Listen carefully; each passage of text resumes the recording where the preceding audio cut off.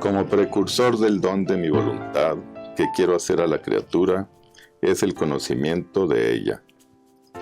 ¿Qué tal, amigos? ¿Cómo están? Bienvenidos a su programa Diálogos Divinos. Les saludamos con mucho gusto el doctor Salvador Tomasini. Hola, amigos, buenas noches. Alejandro Carrega. Hola, buenas noches. Y su servidora Alejandra López. Muy bien. Bueno, este programa del día de hoy, queremos hablar sobre la necesidad del conocimiento, ¿no? Y extendernos un poquito a todo lo que sea los escritos, esta veracidad de los escritos. Primero, la necesidad de conocerlos. Segundo, quién los escribe. Tercero, qué es lo que pasa cuando nosotros vamos en búsqueda, ya sea de la verdad o de encontrar dudas o errores. Y por último, trataremos de hacer como un resumen de todo lo que hemos visto para lograr entender cuál es el valor del conocimiento en la divina voluntad. Así que bueno, ahorita Alejandro nos leyó una pequeña introducción, que es como un precursor del don de su voluntad a la familia humana, es el conocimiento de esa misma divina voluntad. Vamos a leerlo. Es en el volumen 18, el párrafo 18, de diciembre 25 de 1925. De ahí nos vamos al párrafo 3.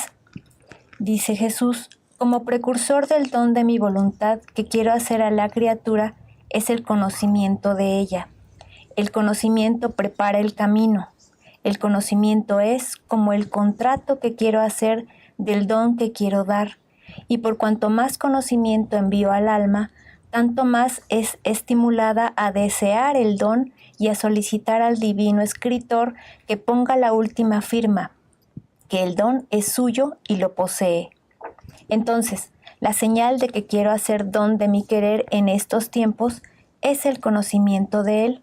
Por eso, sé atenta en no dejar escapar nada de lo que te manifiesto sobre mi voluntad, si quieres que yo ponga la última firma del don que suspiro dar a las criaturas. Bueno, creo que esto es totalmente lógico. No podemos aspirar a algo que no conozcamos. Dios no nos puede pedir nada que no nos haya comunicado. Si me pidiera vivir en su voluntad, pero nunca me ha dicho que debo vivir en su voluntad, pues a lo más que puedo llegar es a la santidad humana, que es en la que hemos vivido durante estos 2000 años, en que hemos entendido que el hacer la voluntad de Dios, como se hace en el cielo, así en la tierra, es el poner nuestra... Nada más que, creo que valdría la pena comentar un poquito. El Padre Nuestro, esta oración que Jesús nos deja, donde se pide el reino, y el reino es el hágase tu voluntad, así en la tierra como en el cielo. Debemos, si hubiera su misión, tendría que haber 3 voluntades, porque si es la misma voluntad, no puede haber quien ordene y quien obedezca. Entonces, entre las divinas personas no existiría eso, sería un absurdo el pensarlo. Y esa es la manera en la que nos están sugiriendo, nos están proponiendo que debemos llegar a obtener este reino que estamos pidiendo, pero el reino para poder hacer la voluntad de Dios de la misma manera que se hace en el cielo. Y ese hacerlo en el cielo es entre las 3 divinas personas, ¿no? Así que este es como el inicio de nuestro programa. Vamos a seguir leyendo ahorita sobre la necesidad del conocimiento. Así que, a ver, dinos. Es la lectura 30-30 de mayo 15, 1932. En el párrafo 2 dice Jesús: hija mía, tú debes saber que si bien ardo por el deseo de ver reinar mi divina voluntad, sin embargo, no puedo dar este don. Si antes con las verdades que he manifestado, conociéndolas las criaturas, tendrán el gran bien de formar la vista para ser capaces de comprenderlo y por lo tanto disponerse para recibir un don tan grande.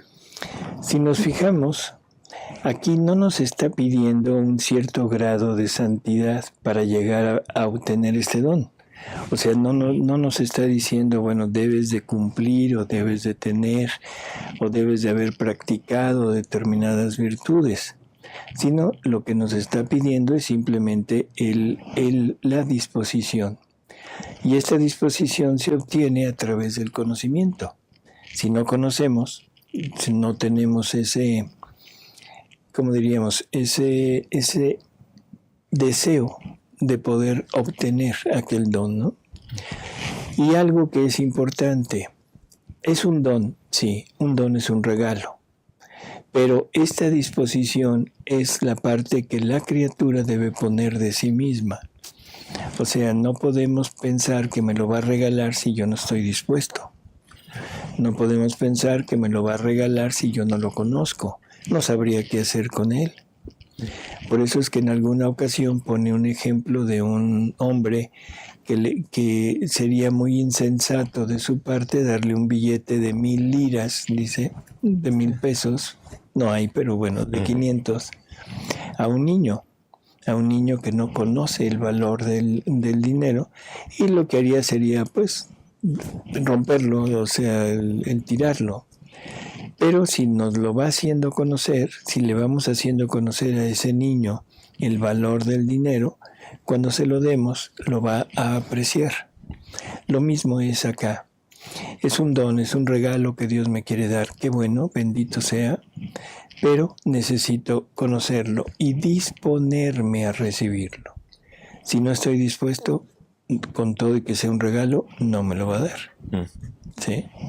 Así que esto, por favor, que quede muy, muy claro, que necesitamos poner de lo nuestro, y ese poner es el esforzarnos en conocer y en disponernos a recibir.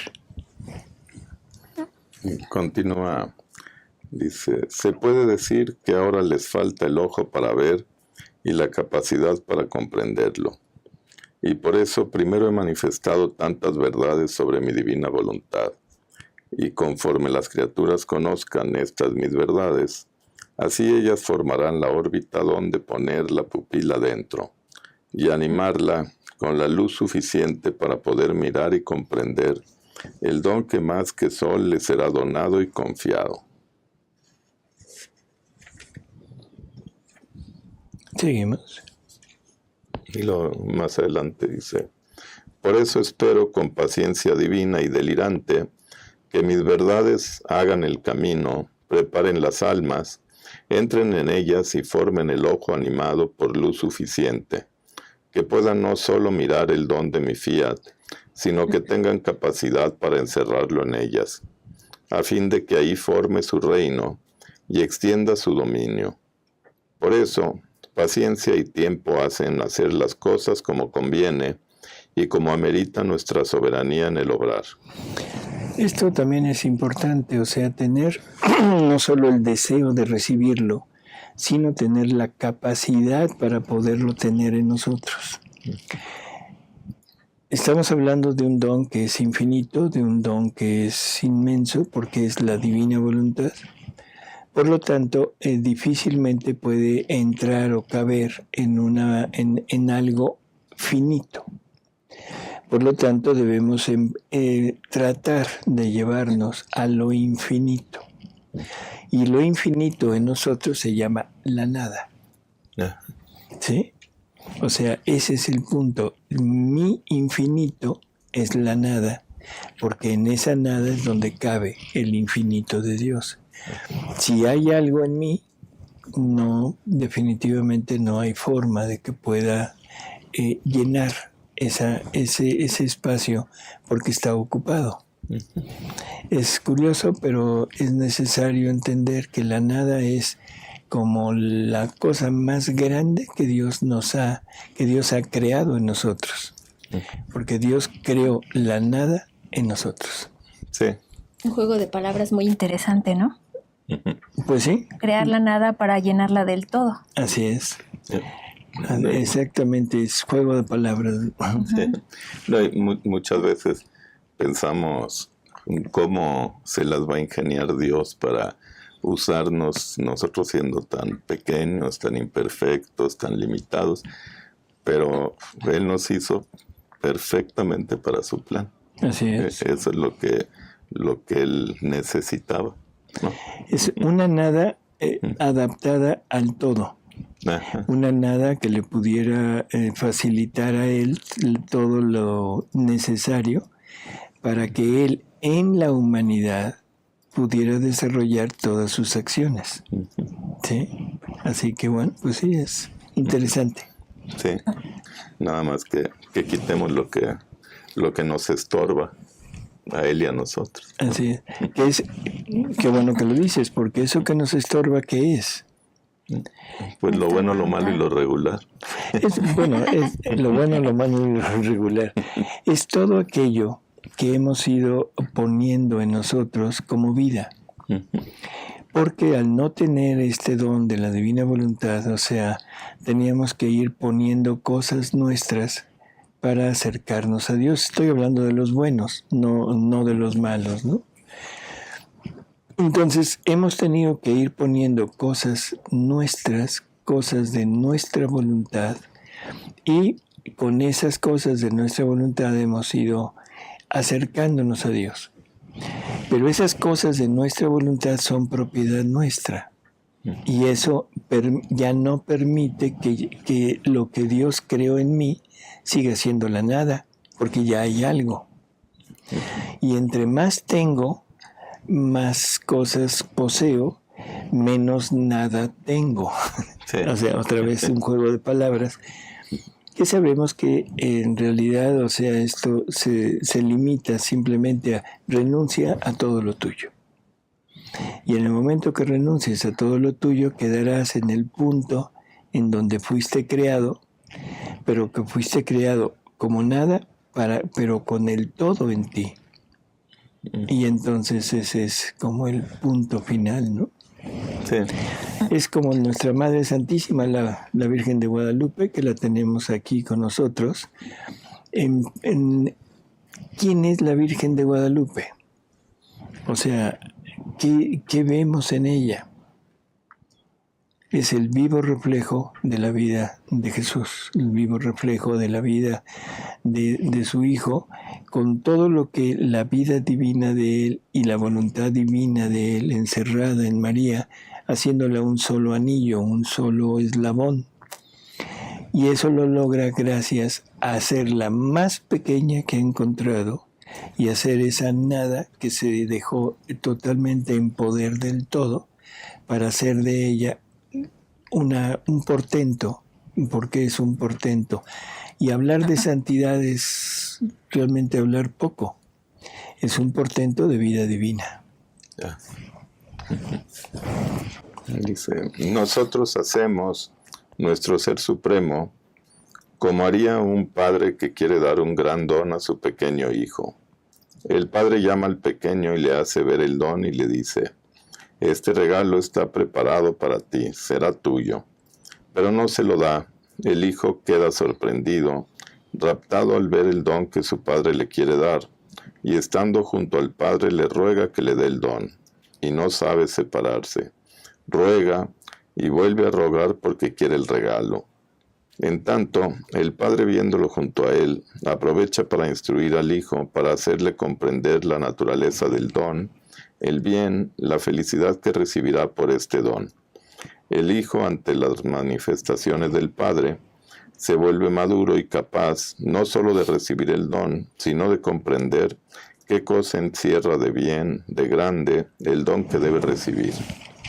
Por eso se estrecha más junto al padre, ruega y vuelve a rogar, suspira el don, llega a llorar y no sabe estar más sin el don. Se puede decir que ha formado en sí, con sus ruegos y suspiros, con el adquirir los conocimientos del don que su padre le ha dado, la vida, el espacio donde, como en sagrado depósito, recibir el don. Esta tardanza del padre para dar el don a su hijo ha sido amor más grande. Él ardía, suspiraba por dar el don a su hijo, pero lo quería capaz y que comprendiera el don que recibía. Y en cuanto lo ve maduro para recibir un bien tan grande, rápidamente se lo da. Así hacemos nosotros. Más que padres suspiramos por dar el gran don de nuestra voluntad a nuestros hijos, pero queremos que conozcan lo que deben recibir. Los conocimientos de ella maduran y vuelven capaces a nuestros hijos de recibir un bien tan grande. Las tantas manifestaciones que he hecho serán los verdaderos ojos del alma para poder mirar y comprender lo que nuestra paterna bondad desde hace tantos siglos quiere dar a las criaturas. Mucho más que los conocimientos que he manifestado sobre mi divina voluntad. En cuanto sean conocidos por las criaturas, arrojarán en ellas la semilla para hacer germinar el amor de filiación hacia su Padre Celestial. Sentirá nuestra paternidad, que si quiere que hagan su voluntad, es porque las ama y quiere amarlas como hijas, para participarles sus bienes divinos. Por tanto, nuestros conocimientos sobre el fiat divino las harán habituarse a vivir como hijas, y entonces cesará toda maravilla, porque nuestro ente supremo da el gran don de nuestra voluntad a sus hijos. Es derecho de los hijos recibir las propiedades del Padre, y es deber del Padre dar sus bienes a los hijos. Quien quiere vivir como extraño no merece las posesiones del Padre. Mucho más que nuestra paternidad ansía, suspira, arde por el deseo de querer dar este don, a fin de que una sea la voluntad con sus hijos. Entonces, si nuestro amor paterno reposará, cuando veamos la obra salida de nuestras manos creadoras en el seno de nuestro querer, en nuestra casa y nuestro reino poblado por nuestros queridos hijos. Bueno, pues tenemos estas nociones ya sobre lo que Jesús nos está hablando y nos está poniendo en conocimiento de lo que necesitamos para llegar a poseer este grandioso don. Y es un don que en realidad, o sea, estos escritos que vamos a tener como precursores, como anunciadores de lo que nos quieren dar, debemos tener la plena seguridad de que son verídicos. O sea, no podemos empezar a cavilar sobre si es o no es el escrito. Yo entiendo que necesitamos, o sea, forzosamente esperar a la interpretación final que nos dé la Iglesia. Pero por mientras, simplemente sigamos un poco lo que Jesús nos dice. Y nos dice que en esto, que Él no enseña cosas difíciles, que no hay errores, y que prácticamente todo aquel que se disponga podrá entender, podrá llegar a comprender exactamente qué es.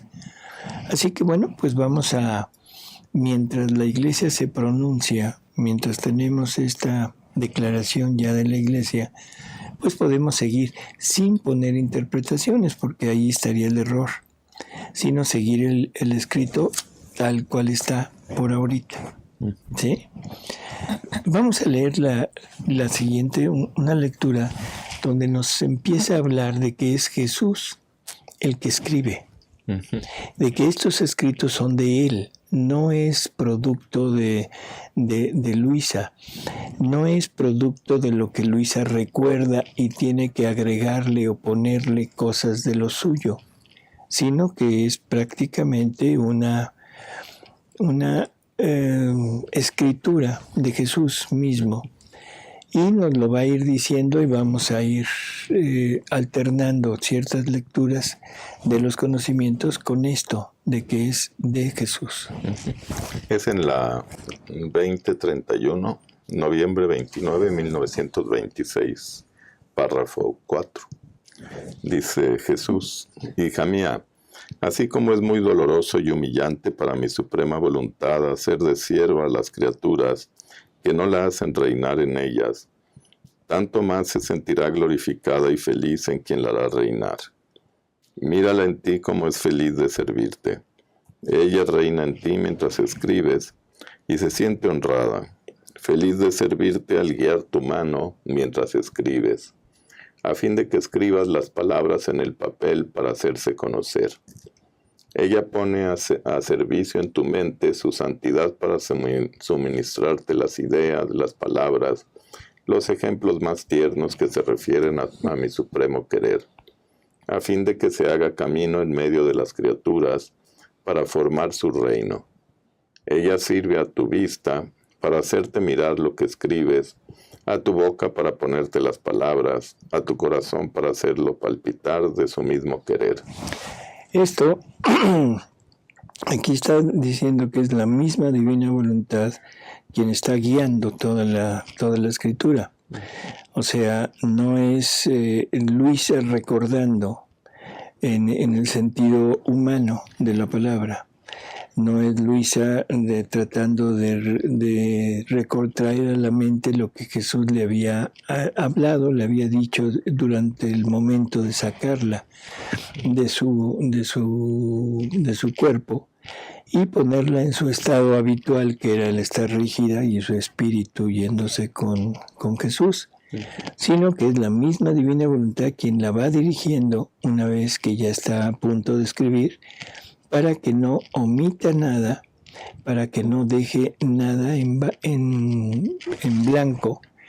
Y cuando lo llega a hacer, inmediatamente Jesús le reclama. Oye, no escribiste todo, no lo pusiste como se te dijo, así que vuélvelo a poner. ¿Sí? Dice, ¿qué diferencia? Ella es feliz de servirte porque se sirve a sí misma. Sirve para formar su vida, sirve a su conocimiento, a su santidad, sirve para formar su reino. Mi querer reina en ti mientras rezas y te sirve con darte el vuelo en sí mismo para hacer sus actos y hacerte tomar posesión de sus bienes. Este modo de servir de mi querer es glorioso, es triunfante, es dominante y sufriría solo si el alma no se hiciera servir toda y en todo por él. Bueno, aquí se pone prácticamente al servicio de la criatura, ¿no? O sea, y aquí lo está refiriendo al punto de escribir, que se pone al servicio de ella para que no haya el más mínimo falla en el escrito. Hay otra lectura, sí, que es el libro 20, exactamente. Es el volumen 20, la lectura 34, diciembre 8 de 1926. En el párrafo 5 dice Jesús: Hija mía, ¿no sabes tú que estos nuestros escritos salen del fondo de mi corazón? Y yo hago correr en ellos la ternura de él para enternecer a aquellos que los leerán, la firmeza de mi hablar divino para reforzarlos en las verdades de mi voluntad. En todos los dichos, verdades, ejemplos que te hago escribir en el papel, hago correr la dignidad de mi sabiduría celestial, de modo que aquellos que los leen o leerán, si están en gracia, sentirán en ellos mi ternura, la solidez de mi hablar y la luz de mi sabiduría, que, como entre imanes, quedarán atrapados en el conocimiento de mi voluntad. Quienes no estén en gracia, no podrán negar que es luz, y la luz hace siempre bien, jamás hace mal, ilumina, calienta, hace descubrir las cosas más escondidas y mueve a amarlas. ¿Quién puede decir que no recibe bien del sol? Ninguno. En estos escritos estoy poniendo más que un sol salido de mi corazón, a fin de que hagan bien a todos. Por eso tengo tanto interés que tú escribas, por el gran bien que quiero hacer a la familia humana, tanto que los miro como escritos míos, porque siempre soy yo quien dicta, y tú la pequeña secretaria de la larga historia de mi voluntad. Curiosas palabras, ¿no? O sea, digo curiosas porque en la lectura anterior era la divina voluntad quien guiaba a Luisa, y lo podemos entender como que guiaba, le llevaba prácticamente de la mano, le ponía en la mente las palabras, las formas. Pero aquí es algo que ya es mucho más directo, porque dice, tanto que los miro como escritos míos. O sea, todo lo que escribes no es tuyo, es mío. Porque siempre soy yo quien dicta, y tú, la pequeña secretaria de la larga historia de mi voluntad. O sea, que si no es la divina voluntad, es Jesús. Sabemos que Jesús es la divina voluntad, pero bueno, lo pone por separado, para irnos dando a entender que la divina voluntad guía en los pensamientos, guía la forma, guía todo en Luisa. Jesús dicta lo que debe escribir. ¿Sí? Bueno. Son pequeñas lecturitas, pequeños fragmentos que estamos tratando de poner a su consideración, donde nos habla de que son de Él, no son producto del recuerdo, de la memoria de Luisa. Vamos a otra. Es la 2057 de febrero 9, 1927. En el párrafo 2 dice: entonces, debiendo servir mis manifestaciones para uso de criaturas formadas de alma y cuerpo, también yo tengo necesidad de la materia para escribir, y me la debes prestar tú. Así que tú me sirves de tinta, de pluma y de papel, y con esto formo en ti mis caracteres, y tú, sintiéndolos en ti, los haces salir y los vuelves palpables con escribirlos sobre el papel. Luisa es la parte material. Entonces, ella se presta prácticamente a todo lo que Jesús quiere que ella ponga. Y al ponerlo como la tinta, como la pluma, la tinta, la pluma, el papel, nunca ponen el escrito. Siempre se requiere de un escritor. Por lo tanto, esta característica de Luisa, a ella la ponen simplemente como el instrumento necesario para que sea Jesús el que escriba. En alguna ocasión ella le pregunta que por qué no escribió cuando vino a este mundo. Y entonces Jesús le dice que bueno, que no escribió porque se reservó ese derecho de escribir, pero se lo reservó para este tiempo, para escribir a través de ella y todos los conocimientos de su voluntad. Así que poco a poquito vamos como penetrando en este ambiente de que es ella la que simplemente sirve como instrumento para poner esto. No debemos tratar de pensar en qué quiso poner Luisa, porque lo que estaríamos diciendo es qué quiso poner Jesús. Y Jesús nos aclara que su voluntad es la doctrina más sencilla, más fácil, que Él nunca hace cosas difíciles y que no pone al alma en esos predicamentos de saber qué quiso decir. Dice Jesús: por eso tú no puedes escribir sin mí. Te faltaría el tema, el sujeto, el dictado delante para copiar. Por tanto, no sabrías decir nada. Y yo no puedo escribir sin ti. Me faltarían las cosas principales para escribir: el papel de tu alma, la tinta de tu amor, la pluma de tu voluntad. Por eso es un trabajo que debemos hacer juntos y de acuerdo de ambas partes. O sea, ¿qué es lo que está diciendo? Jesús escribía en el alma de Luisa todas estas verdades y Luisa simplemente transcribe lo que ya está escrito en su alma. ¿Sí? A ver, seguimos con este tipo de lecturas. Aquí en el volumen 20, en la lectura 54 de enero 30 de 1927, nos lo dice Jesús. En el párrafo 4 dice: hija mía, ¿quieres saber por qué yo no escribí? Porque debí escribir por medio tuyo. Soy yo el que animo tu inteligencia, que te pongo las palabras, que doy movimiento con mi mano a la tuya para hacerte sostener la pluma y hacerte escribir las palabras en el papel. Así que soy yo el que escribo, no tú. Tú no haces otra cosa que prestar atención a lo que quiero escribir. Por eso todo tu trabajo es la atención. El resto lo hago yo. Aquí necesitamos ver, en la lectura anterior nos decía que él escribe en el alma de Luisa y bueno, luego Luisa tiene que transcribir aquello, ¿no? Lo que nos está diciendo aquí es muy interesante porque nos está diciendo que es él el que escribe, ¿sí? Y que ella presta, o sea, lo único que debe hacer es prestar atención a lo que quiero escribir. Dice, por eso tu trabajo es la atención, el resto del trabajo lo hago yo, todo yo. ¿Sí? Creo que me brinqué de lectura. Está muy bien. Así que es Jesús quien está realmente haciendo todo. Y Jesús dice, yo, mi mano en tu mano. ¿Sí? O sea, eso ya nos pone en el punto de la unidad de vida de la criatura con Jesús. Y una unidad de vida que se lleva no solo en el alma, no solo en la voluntad, sino también en el cuerpo.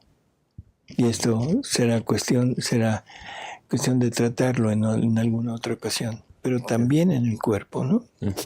Cuando dice Jesús, soy yo el que animo tu inteligencia, esto es comprensible porque una mujer humilde de campesina que apenas llegó a 2º grado de primaria no iba a poder escribir todas estas verdades. Así es. Era imposible, ni un doctor, ni un gran sabio, un teólogo al que pudiera él escribir todo esto. Se comprende ahí lo que le dijo Jesús. Claro, Luisa tenía simplemente educación a 2º año de primaria, ¿no? Sí. Y 2º año de primaria en forma rural. Y forma rural de hace 1800 y tantos. O sea que estamos en el 27. La formación de Luisa pues no nos explica todos los conocimientos y toda la profundidad de todo lo que nos dice. Así que bueno, también esto es interesante, pero sobre todo esto dice, es él el que pone las palabras, es él el que con su mano lleva la mano de Luisa, ¿sí? Así que bueno, creo que en realidad van sobrando aquí las dudas de si son o no son de Jesús. Seguimos. Y tú misma no ves muchas veces que no tienes fuerza de escribir y te decides a no hacerlo. Eso es curioso, sí. Te decides a no hacerlo. Así, no quiero, no puedo escribir. Y yo, para hacerte tocar con la mano que soy yo el que escribo, te invisto y animándote de mi misma vida, escribo lo que quiero. ¿Cuántas veces no lo has experimentado? Ahora, debiendo pasar una época para hacer conocer el reino del Fiat Supremo, para dar tiempo para hacer conocer primero el reino de la redención y después el otro del Fiat Divino, decreté no escribir. Entonces, sino escribir junto contigo, por medio tuyo, cuando este reino estuviera más próximo, y también para dar una nueva sorpresa a las criaturas del exceso del amor de esta mi voluntad. ¿Qué ha hecho? ¿Qué ha sufrido? ¿Y qué quiere hacer por amor de ellas? Ahí está. ¿No les llama la atención algo aquí? O sea, gira sobre lo mismo, ¿no? Es Jesús, en fin. Pero algo que es muy, muy, para mi modo de ver, muy curioso, ¿no? Que quería dar el tiempo necesario. Bueno, sí, o sea, esa es una parte. ¿Para qué? Para conocer, para que conociéramos todo lo anterior, que conociéramos a este Jesús redentor, el dador de la salvación nada más, ¿no? Y que él deja a su iglesia como un heraldo que va a anunciar la salvación y el perdón. Pero las verdades sobre la divina voluntad se las reserva. Y eso está en aquello de todavía tengo mucho que decirles, pero en este momento no pueden con ello. Por lo tanto, es todo un acervo de conocimiento nuevo que nos está brindando aquí. Pero hay una parte que a mí me llama la atención. Sabemos que la divinidad es impasible, o sea, no es capaz de sufrir. Y si nos fijamos en lo que dice aquí, dice, también para dar una nueva sorpresa a las criaturas del exceso del amor de esta mi voluntad, todo lo que ha hecho, que ha sufrido y que quiere hacer por amor de ellas. O sea, nos está poniendo ya sobre la mesa el que su divina voluntad ha sufrido por no tener su reino. Y eso nos lo explica a través de los escritos, diciendo que la criatura dio muerte a la vida de la divina voluntad que quería poner en cada acto nuestro, le dio muerte en sí misma, en la criatura, cada vez que la criatura obra con su voluntad humana y sin estar unida a la voluntad divina. Así que en realidad esto debemos entenderlo, que también la divina voluntad sufre en este sentido. Y por enésima vez, para que no quede así un poquito tambaleando, pondremos aquello que decía Santo Tomás de Aquino, que el sufrimiento es un movimiento de la voluntad queriendo lo que no es o no queriendo lo que es. Porque luego confundimos sufrimiento con dolor.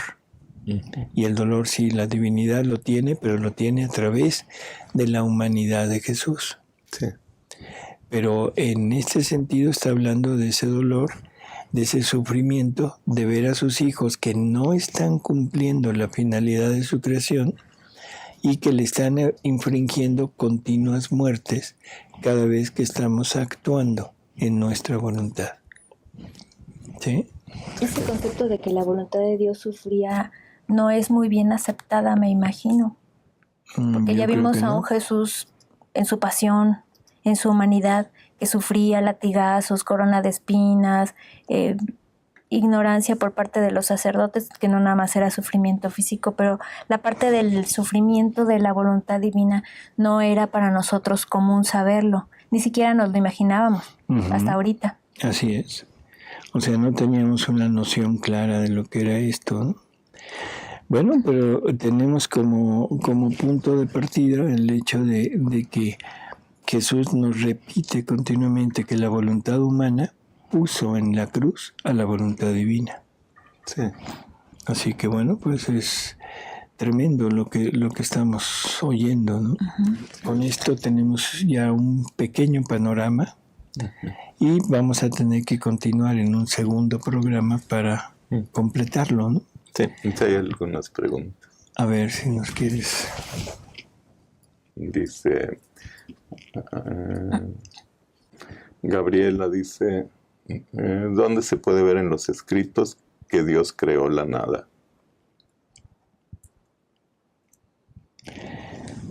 A ver, ahorita lo buscamos. Y con mucho gusto. Arturo, ¿cómo hago la divina voluntad? A ver. ¿Qué dice tu divina voluntad de Dios? O sea, ¿cómo? Llegando a la nada para que la haga, ¿no? Claro. Lo primero que hay que hacer es leer. Leer los escritos. Ahí el Señor nos va diciendo cómo, pasito a pasito, así como llevó a Luisa, también a nosotros así nos los va diciendo. Cómo llegar a su voluntad. A obtener el don de la divina voluntad, porque es un don. Nos los quiere dar de regalo. Entonces, dice, aquí está el manual. Sí, los conocimientos. Sí, pues del tema nada más.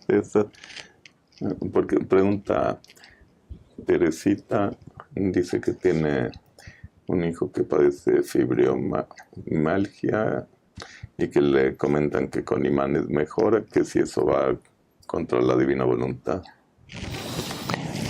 Sí, definitivamente sí. O sea, lo que yo sé de los imanes es es una práctica de la esta nueva medicina alternativa que hay ahora, pero que donde está muy, muy raro las cosas que hacen, porque supuestamente le preguntan al cuerpo, el cuerpo es el que responde, qué enfermedad tiene, con qué se cura, en fin. Y sobre todo ya la Iglesia se ha pronunciado en contra de esto y ha dicho que definitivamente no es aceptable recurrir a esto. Más no le podría decir, pero bueno. Dice José Luis, ¿cuál es la diferencia cuando Jesús habla de su divinidad y su querer? Bueno, esto ya lo habíamos hablado, o sea, son 3 palabras que Jesús usa y que van a estar muy directamente relacionadas con la divinidad. La divinidad vamos a ponerla como el Dios único, y este Dios único tiene 3 acciones para llevar a cabo. Pero para que esas acciones se pongan en movimiento se requiere primero de un motor, y ese motor es su voluntad. Entonces, cuando Jesús habla de la voluntad de Dios, de la voluntad divina, es el motor el que lleva a cabo esta acción, el que pone en movimiento a todo lo de Dios para llevar a cabo esa acción. Segunda palabra, fiat. El fiat, como hemos dicho ya en varias ocasiones, es una palabra, pero una palabra que indica una acción. Y esa acción se llama verbo, o sea que es el verbo eterno, y que a través de esa palabra el Padre hace todo lo que quiere hacer, pero la que la está realizando es la palabra, o sea, el verbo eterno. Y cuando ya está completa esa obra, entonces esa obra se llama el querer divino, es el acto único de Dios que encierra los 3 actos de Él, que son creación, redención y santificación. Por lo tanto, cuando hablamos del querer divino, estamos hablando del acto total de la divinidad, pero ya realizado. Ahora, podemos decir que este acto le pertenece a esta divinidad y lo podríamos conjuntar como su vida, la vida misma, porque en donde hay actos hay vida, en donde no hay actos no hay vida, pero es producto del acto del querer de la divinidad. La divinidad quiere obrar, obra a través de las 3 divinas personas, y el resultado total es el querer divino. Esa es la vida divina. Y para no confundirnos de que como que el querer divino es la misma divinidad, debemos entender que nosotros, actuando en la divina voluntad, podemos injertar nuestros actos en el querer divino. Cosa que sería un absurdo decir que injertamos nuestros actos en la divinidad. No sé si se entienda. Una cosa es el acto cumplido de la divinidad y otra cosa es la divinidad. Mis actos se van a fundir, se van a asimilar al acto total de Dios, porque están practicados o llevados a cabo en la divina voluntad. Pero no podemos decir que mi acto, que mi acción va a formar parte de la divinidad. Ahí sí o no. ¿Sí? Dice Diego que si se conoce a alguien en la actualidad que ya esté viviendo en la divina voluntad. Esto es algo que no se va a conocer nunca, o sea, por favor, esto hay que entenderlo. Esto no es una santidad hacia afuera, no es una santidad para el mundo, para que el mundo la vea.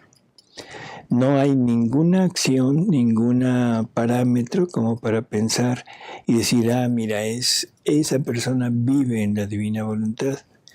Esta es una voluntad, es una santidad entre Jesús y el alma, cada alma. Por lo tanto, los únicos que van a saber si se está o no se está viviendo es la divinidad. Ella sabe si el alma está o no está viviendo. El alma puede tener ciertas señales para saber si realmente está o no está. Pero una seguridad difícilmente la podemos tener.